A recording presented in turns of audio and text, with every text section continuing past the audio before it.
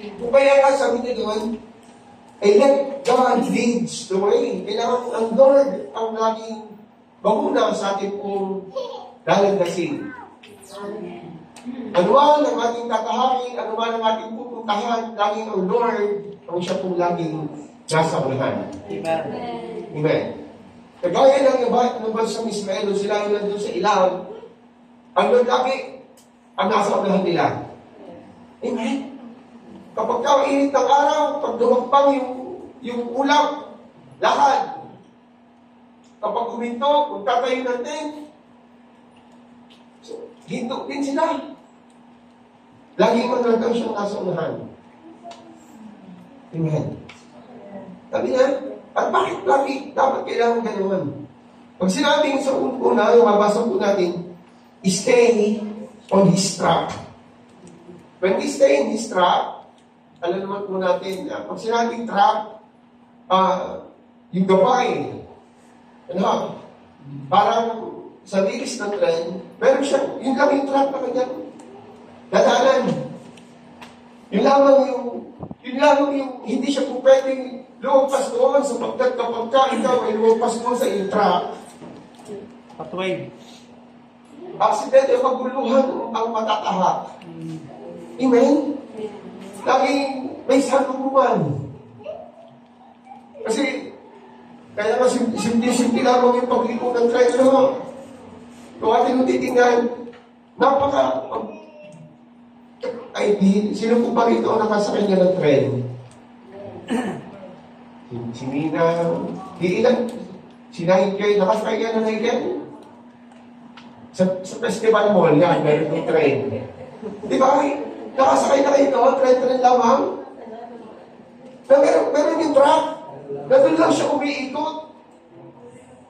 Hindi siya po pwedeng humulog yung isang bagon at sigurado mawawala. Ano ha? Laging kapahamakan. Pag dun sa subway, pagka yung sa ibang bansa, napakaganda ng mga daanan nila. Talagang, pag dumaan ka sa isang tren, meron setting ko, iba yung pupuntahan. Pagdating doon sa pinakailalim, iba naman yung daraanan noon. Kaya meron silang mga transfer. Eh, pag dumala ka, hanap ka na naman ng ibang istasyon. Ganun ho. Ganun din po sa ating Panginoon, ano. Kaya nga sabi ng aklat, kung bakit kailangan na him to stay in His track, on Isaiah chapter 55 verse 9, tingnan po natin. As the heavens are higher than the earth, so are my ways higher than your ways, and my thoughts than your thoughts. So kung atin pong titingnan yun, kung bakit kinakailangan na tayo po ay nasa track ng Panginoon, ang Panginoon ang laging nasa unahan, sapagkat yung ating pag-iisip, sapagkat ang laman ng ating isipan malayo sa Lord. Yun po ang sabi, no? Mas mataas. So, ang ibig sabihin, kung kaya kailangan ng Lord ang laging nasusunod, nandun ka sa track ng Panginoon, sapagkat yung pag-iisip natin may hangganan. Sapagkat ang pag-iisip natin, ito yung kita, ito yung tanaw, ito yung abot. Amen. Amen. Sapagkat ang isip natin, ito yung plano natin, ito yung nais natin gawin, pero ang plano pala ng Panginoon, mas sigit pa. Amen po ba? Amen. Kagaya po ng atin pong sasakyan. Amen? Hallelujah. Hallelujah. Lalala po, nung po ito'y nag-ikot-ikot sa lahat ng planta, sa lahat ng pupuntahan, una, pinuntahan namin isang supplier, Suso, Toyota, tapos dalas, yung isa. At pagbaba namin ang sasakyan, bago kami kumuha ng sasakyan sa Ericon, parang ito na yata yung sasakyan natin. Tama? Halos parang-parehas na bakit ito na kasi huli ito na. Hindi namin wala parang pero dumating yung punto na yun din yung brand na yun ng ating pong nakuha. Amen? Amen. Although yung ilan ay masabi natin niya, ay, kaunti na pala naman. Pero yung ating huna ko is maramihan. 18-seater ho ang kasya, no? Amen. May iba siguro, mga 15 or 16. Pagpunin po ang ating po Panginoon. At isa pa, na-expect natin na magtatagal pa.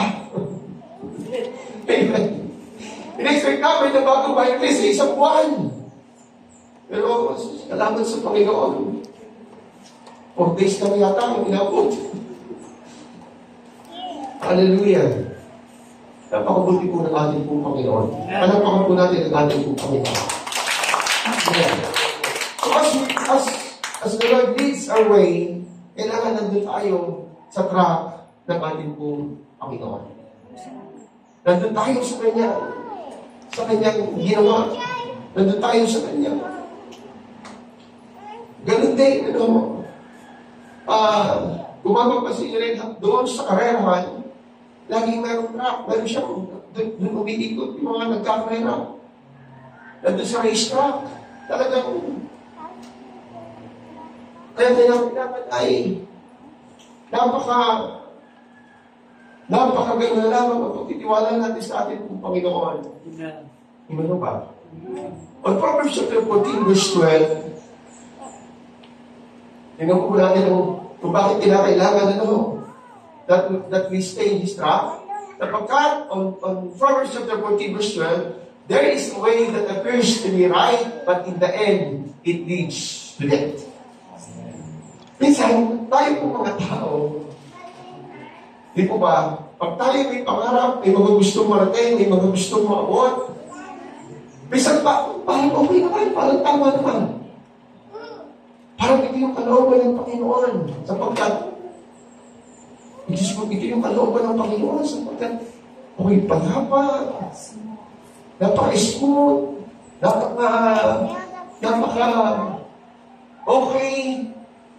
Pero ang totoo nun, kaya lang naging okay, kasi komportable tayo. Kaya lang naging okay, kasi gusto natin yung ating dinaraanan. Amen ba? Kaya naging okay dahil ito yung gusto natin. Pero, kaya nasabi, there is a way that appears to be, parang okay naman, parang tama naman. Parang ito na siguro. Pero hindi natin namamalayan yung dulo noon, isang kapahamakan. What animals? Ano? Kapag tayo ay nagdesisyon ayon sa ating laman ng ating isipan, pag tayo nagdesisyon ayon sa ating pakanamdam, laging may sabi sa batang huli, no? Amen. Pero once na tayo nagdesisyon sa conviction ng Banal na Espiritu, I believe, Firefly? lagi po may katagumpayan sa buhay. Lagi po may kagalakan, lagi po may victorious tayo palagi pagdating doon sa tapat ng Panginoon. I'm going to go. Ano? Right. Hallelujah! Napagkat ang ating mundo ay hindi umiikot na sa kanyang orbit, lagi may kabuluhan. Amen. Dito ba? Kaya kung papasinin po natin, pagdating doon sa kalangitan, pagka mga piloto na ang nandoon, di mo naman alam kung bakit kaya nagkakabanggaan pa sila kung sakali, no? Wala namang highway doon. Di ka pa, salawak ng tao, salawak. Pag-isa karagatan. Di ka, kaya mo lang, kung ano ay nagtimod din ng payolong. So, meron silang tinatahan sa mapping. Firefly. So, meron silang daan talaga. Kaya kung isa ay supply, ay di ang dulo noon, pag nagkamali, hindi pag nagkamali, nagtitimon. Pagka, kung kaya kinakailangan, doon sa track ng Panginoon, doon tayo lalakad palagi. Amen. Amen. Kaya nga sabi roon, ang verse 32, so doon po sa utos ng ating Panginoon. Ano? Doon po, sa daan ng Diyos, doon po tayo naraan palagi. Doon po sa kanyang track. Kapag sa track ng Panginoon, wala po paghahawakan. Although minsan, minsan may tawag na lubak-lubak, papabalakot tayo. Tuloy na. Diretso lang tayo. Amen. Pag nag-release minsan, pag gumaka sa tren at pangit na yung kahoy, yung dinaraanan, yun po yung nire-repair. Pinapalitan ng kahoy. Para maging gumanda mo yung takbo. Pangalawa, sabi po roon, walk on His path. So halos, pag sinabing path, ito po yung landasin. Amen. Ito po yung lalantasin po natin. Kung kaya nga, when God leads the way, dadalhin ka niya doon sa kanyang landasin.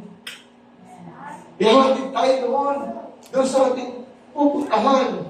Pero yung daan na yun, makita po natin na siya po ang nagdirekta. Siya po ang nangunguna. Amen po pa. On Proverbs chapter 4, verse 11, sabi po naman, I instruct you in the way of wisdom and lead you along straight paths. Ganun po yung pangako ng ating pong Panginoon. Ang Lord po ang nagbibigay sa atin ng karunungan upang makita natin yung daang matuwid. Amen.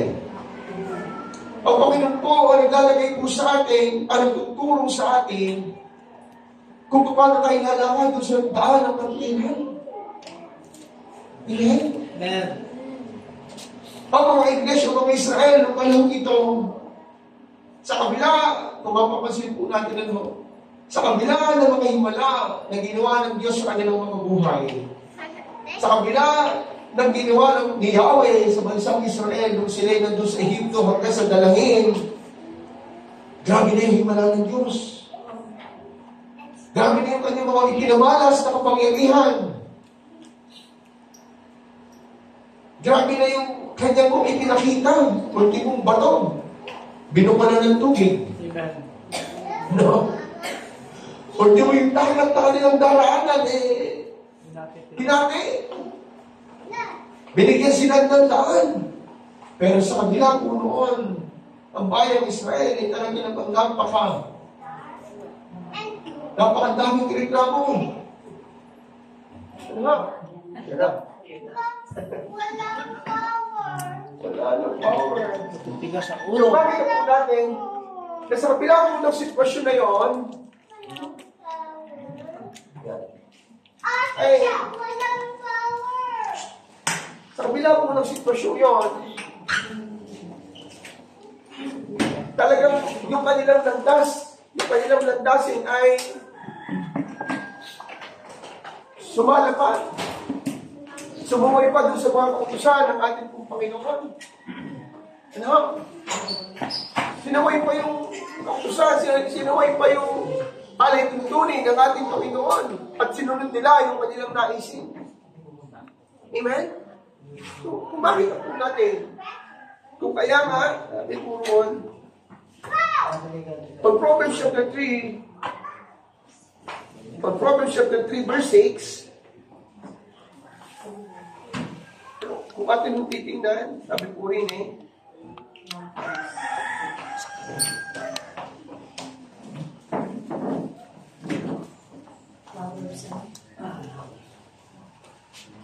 Proverbs chapter 3, verse 6, sabi nga, in all the ways acknowledge Him, and He shall direct your path. Amen. Amen. Sa lahat po ng ating gagawin, itiwala po natin sa Panginoon, sa lahat ng ating mga paraan, desisyon, at ang Panginoon ang tuturo sa atin. At ang Panginoon, lagi po tayong sasampuni. Amen ba? Lagi tayong aasa sa Diyos na, Panginoon, laging titiwala mo sa Panginoon. Lahat ng ating mga daraanin. Hallelujah. Amen. Bawat desisyon, Panginoon, Lord, sa iyo ba ito? Panginoon, ito ba yung plano mo po sa akin? Kasi nga, sabi nga, pag ang Lord ang naglilid sa ating daraanan, hindi ka o nagpapatakbo ng ating buhay. Amen? Amen. Kapag ang Lord ang nasa unahan, hindi po pwedeng diretso ang Diyos. Diretso yung daan niya. Ikaw ay kakaliwa. Ikaw ay kakanan. Hindi naman yan si Google Map.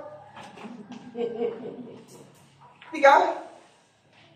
Pero minsan ang Google Map talagang pagka siya sinunod mo, naglagay ka ng daan. Yun yung iyong track na ginawa. Yun yung iyong pupuntahan. At sasabihin niya sa iyo, 2 meters away, turn right, keep right, kakanan ka. At pagka ikaw ay hindi kumanan, kukulitin ka ni Google Map. Hindi niya reklamo. Kukulitin ka noon. Sabi niya, you turn, kung ano-anong sasabihin sa iyo, pag hindi mo sinunod. Pag hindi mo siya sinunod, alam mo mangyayari sa iyo? Maganda ligaw tayo. Di ka ho? Amen. Hallelujah. So, kaya nga, kapag ang Lord ang nasa unahan natin, lagi siya yung masusunod. Amen po ba? Amen. Kasi siya yung piloto, siya yung driver, siya yung, pagdating sa barko, siya yung kapitan. Ganun po. Kaya bilang mga mananampalataya, hindi po pwede yung, ay, Lord, baka naman po pwede ito na. Baka po, pwede na po ito. Hindi. Lord, ano ba yung kalooban mo, Panginoon, para po sa akin? Sa akin pong pagtatrabaho minsan, Lord, ito ba yung kalooban mo? Lord, pwede na po ito. Lord, okay na po ito. Pero minsan, at dapat, makita po natin na meron pang mas the best na plano ng Diyos kaysa sa plano natin. Amen. Amen? Minsan ang plano natin ay talagang pag dito ka pumunta, ito yung daraanan natin. Hindi, may shortcut. Maghahanap ka pa ng shortcut. Ikaw, kaya sa Panginoon, pag natindin mag-a-advance na. Hanap. Hindi naman pwede yun. Pag may mga bagay na pinapadaanan pa sa atin ng Panginoon, mayroong mga bagay na inaayos sa atin, hindi po pwedeng shortcutan. Kasi kapag nag-shortcut tayo, nag-shortcut ka sa buhay, laging babalikan at babalikan mo. Ikaw, hindi naman agad ikaw ay grade 6. Pumasok ka ng kinder, pagkatapos grade 6 ka na agad. Hindi naman pwedeng gano'n. Laging may baitang. Laging may proseso. Amen? Hindi laging instant. Ikaw po. Hindi po pwede yung diploma ay hindi ka pa tapos. Hindi mo po pwedeng recto ngayon. Sapagkat ngayon lahat computerized na. Pag kinilig ang pangalan mo, nandun na nakalagay kung saan ka nagtapos. Kung ano yung mga detalye. Kaya hindi po pwedeng, amen mo ba? Ang mga engineer, hindi agad po pwedeng maging engineer. Basta-basta, laging may proseso. Amen po ba? Maging nyo sa mga guro. Hindi naman agad ikaw ay teacher 3, principal, hindi. Meron pa silang tinatahak. Kailangan mo mag-masteral, kailangan mo mag-aral, tapos ka na nga, nagtuturo ka na nga, pag-aaralin ka pa ulit. Dahil kailangan. Amen. Kaya po, yung path ng Lord, yung kanyang landasin, yun po yung ating po, lagi po nating titingnan. Ano? Kaya nga, let God lead the way. Kung mapapasa po ulit natin doon po sa ating paksa, doon po sa ating verse 32, sundin ninyong mabuti ang lahat ng inutos sa inyo ni Yahweh na inyong Diyos, huwag kayong lilihis sa mga ito. Mamuhay kayo ayon sa kanyang mga utos, sa ganoon sasagana kayo at hahaba ang buhay ninyo sa lupa na sasakupin ninyo. So, noong mga panahon yan, hindi pa nila napuposes. Hindi pa nila nasasakop. Hindi pa nila natatapakan. Hindi pa na ulit nila nakapugkog. Ano? Pero along the way, nandun palagi yung paalala ni Yahweh sa bansang Israel. Gayon din po sa atin. Lagi po nandun palagi yung paalala ng ating pong Panginoon. Sa paanong paraan, kapag tayo po'y lumalakad at doon ka sa kabilang landasin, laging merong conviction. Laging merong pagpapaalala ang banal na Espiritu, anak, hindi naman yan ang pinapagawa ko sa iyo. Hindi. Dito po talaga. Lord, hindi. Ito po yung path papunta po doon. Ito yung nakikita ko. Dito po ako yayaman. Dito po ako magiging professional. Dito ko po maaabot yung aking pangarap. Dito ko po makikita yung aking kapartner. Dito po. Laging ganoon.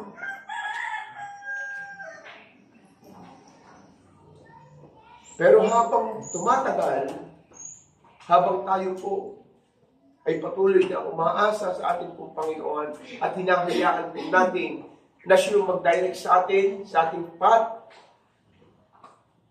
ilalagay po tayo doon sa ating destination.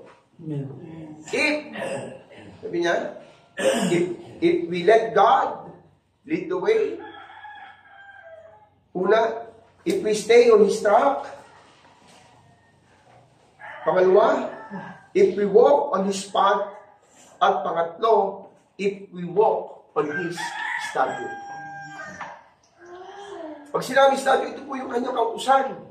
Ito yung kanyang mga batas. Ito yung kanyang mga alituntunin. Amen po ba? Sasabihin natin ako nasa Panginoon o tayo nasa Panginoon. Kaya nga sabi ng 1 John chapter 2 verse 3 and 4, ano pong sabi doon? Ang nasasabing,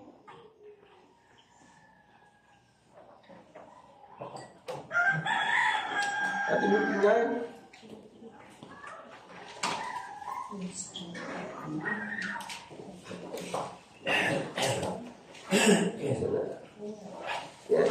Ano sabi po doon? And hereby we do know that we know Him if we keep His commandments. He that saith, I know Him, and keepeth not His commandments is a liar, and the truth is not in Him. So, magsasabi raw na kilala niya ang Diyos, subalit hindi tinutupad na kanyang mga utos ay sinungaling. So, kung kilala po natin ang ating pong Panginoong Jesus, tayo po'y namumuhay doon sa statute ng ating pong Panginoon. Doon sa kanyang mga utos, doon sa kanyang mga saligan. Alam nga naman, nadadali ka ng Panginoon doon sa isang lugar, sa plano ng Diyos sa iyo, alituntunin ng doon sa disenyo ng Diyos sa iyo, subalit tayo namumuhay sa ating gusto. Hindi ba po pwede yata yun, ano? Hindi naman po pwede na ikaw ay, ito na yung, ang Lord ay lumalakad, o pinalakad ko doon sa katwiran, pero buhay natin lumalakad doon sa hindi naman ng Diyos. Amen. Kung kaya nga ang bansang Israel, bago mangyari, bago nilang marating yung lupang pangako, laging may paalala. Amen.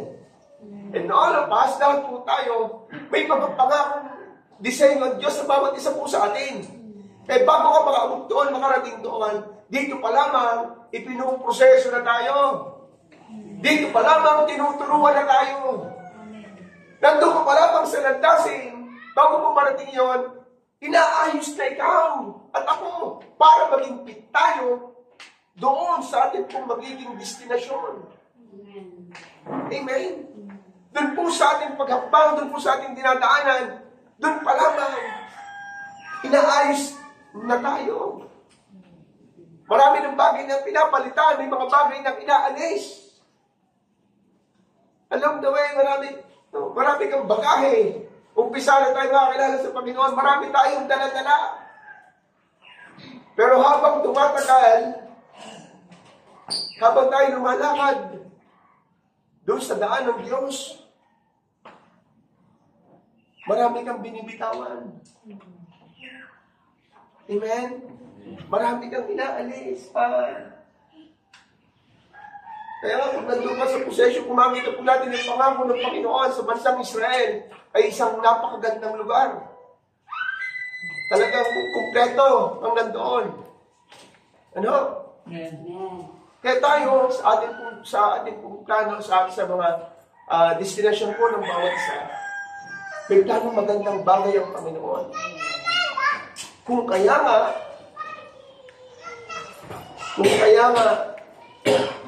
para mabot natin yan, parating natin yun, hindi maletsi tayo nang lalandasin natin. Bayan natin ang Lord ang siyang mauna sa atin. Ano? Amen. Kasi ang pangako niya po rin upang mamuhay tayo ng payapa. Kika po? So doon pa lamang, talagang marami nang binabakbak. Marami nang pinapalitan. Unang-una, yung ating pong buhay. Inilalagay tayo doon. Inaayos tayo. At sa pag-aayos, lagi nga po may proseso. Pag tayo inaayos, maraming bagay na masakit na alisin. Hindi ka ho? Yun yung ating kaugalian, yung ating mga nakasanayan, yung ating mga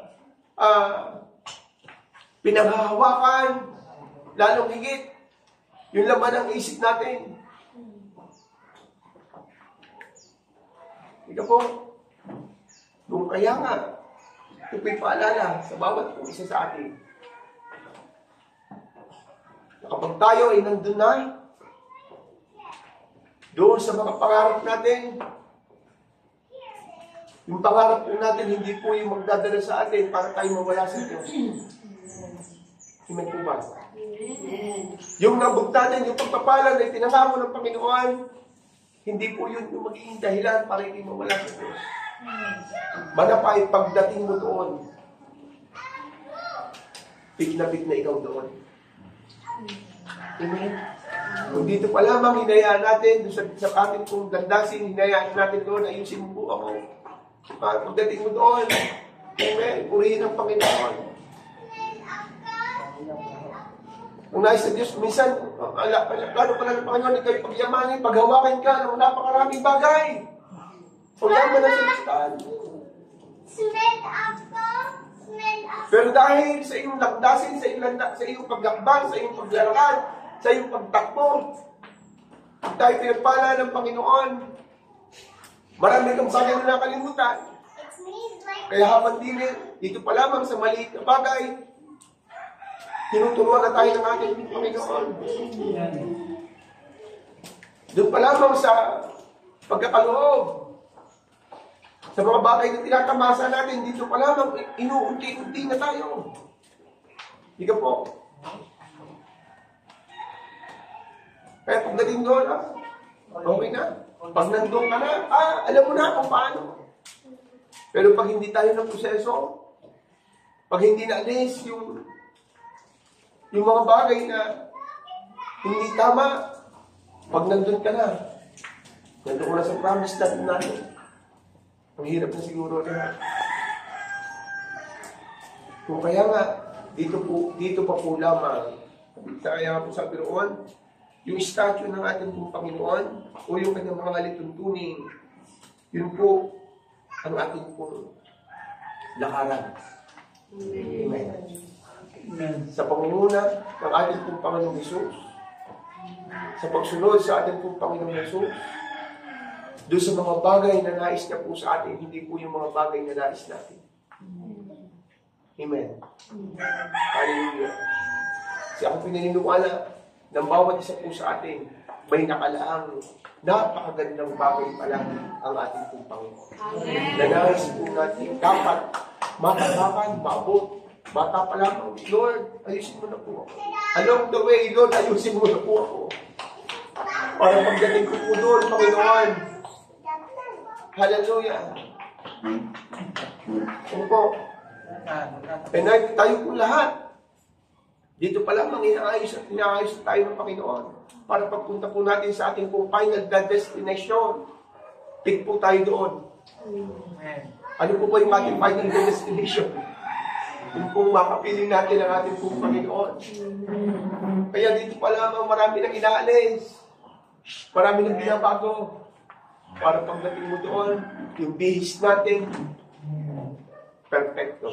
Amen. Yung bihis natin, talagang tama-tama. Ano ho? Hallelujah. Kaya wala. Pagharap po sa Panginoon, pag nandun na sa, yun na yung ating pupuntahan, yung ating tutunguhin, o dito sa lupa, meron mo, bakit? Pero pagdating natin yung ating pong pinakapinali, ay makita natin ang ating pong Panginoon. Makasama natin. Kaya mga kapatid, sa mga oras po na ito, hayaan po natin na ang Panginoon ang mamuna sa ating pong mga landasan, sa ating pong mga daraanan, sa ating pong mga tatakbuhin, sa ating pong mga tatahangin. Amen. That Jesus lead our way. Amen. Panginoon po, ang ating pong pangunahin sa ating pong mga buhay. Amen mo ba? Hallelujah. Bigay mo po, Panginoon. Kahit na natin tumayo, kahit na natin. Father, sa pangalan po ng ating Panginoon Jesus, Lord, we pray, Father God, sa mga oras po na may Panginoon. Lord, napatuloy ka po namin pinapasalamatan, Panginoon. Patuloy ka po namin pinapupurihan sa pagkatama. Lord, alam po namin, Panginoon, na meron ka po layunin sa bawat isa po sa amin, Panginoon. Lord, meron ka po plano, Panginoon, sa bawat isa po sa amin. Lord, na meron kang pangako, Panginoon, na binitaw at binigay sa bawat isa po sa amin, Panginoon. At Lord, minsan pa, Panginoon, dalangin po namin. Lord, narito po, Diyos, ang aming po mga buhay. Lord, narito po, Panginoon, ang aming po mga puso, Panginoon, ang aming po mga isipan, O Diyos. Lord, lahat po ng ito, Panginoon, ay pinapasakop po namin sa iyo, Panginoon. Lord, napatuloy kang manguna, Panginoon. Lord, sa aming hakbangin, sa aming daraanan, Panginoon. Lord, ikaw po, O Diyos, ang siya pong manguna, Panginoon. Lord, ikaw po, Panginoon, na magdirekta sa amin, Panginoon. Lord, mag-ayos, Panginoon, sa bawat isa po sa amin, Father God. Lord, I pray in the name of Jesus, O God. Lord, kung may mga bagay man, Panginoon, na pinalalo na ang aming mga isipan, yung aming pong mga pangarap, Panginoon, yung aming pong mga layunin na isin, Lord, sa mga oras po na ito, nilalagay po namin sa iyong panan, Father God. At dalangin po namin, Ama. Lord, kung may mga binuuna, Panginoon, na pangarap na kami ang may gawa. Pangarap, Panginoon, na kami ang may likha. Father God, sa mga oras po na ito, Lord, ipinapasako po namin ito sa iyo, Panginoon. Lord, palitan mo ito ng pangarap mo para po sa amin, Panginoon. Lord, I pray, Father God, in the name of Jesus, O God. Amen. Lord, yung plano mo po sa bawat isa ang mangyari po sa amin, Panginoon. At Lord, tanging daan mo po lamang, O Diyos, ang aming pong hakbangan. Sapagkat Ama, ikaw po ang aming nasa unahan. Amen. Lord, we pray in Jesus' mighty name. Amen. Lord, maraming pong salamat sa patuloy mo pong pagpapaalala po sa amin. Ama, salamat po, Panginoon, sa oras na ito. At minsan pa, O Diyos, sa iyo po ang pinakamataas na pagpulit, pagsambat, pagluwalhati sa pangalan ng Panginoon Jesus. Amen. Amen.